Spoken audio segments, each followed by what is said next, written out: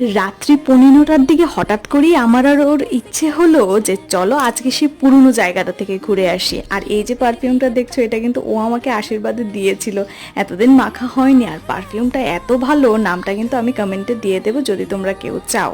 তো চলো, যেটা বলছিলাম, সেই পুরনো জায়গা মানে আমরা বন্ধুরা মিলে আগে যেখানে আড্ডা মারতাম, তো সেইখানে যাওয়ার আগে পথে গোপালের জন্য একটা ড্রেস নিয়ে নিলাম। আর গোপালের শর্টসটা কিন্তু অলরেডি আপলোড হয়ে গেছে, আর সাথে একটা মুকুটও নিলাম ম্যাচিং। কি ভালো না? আর হলুদ আমার প্রিয় রং।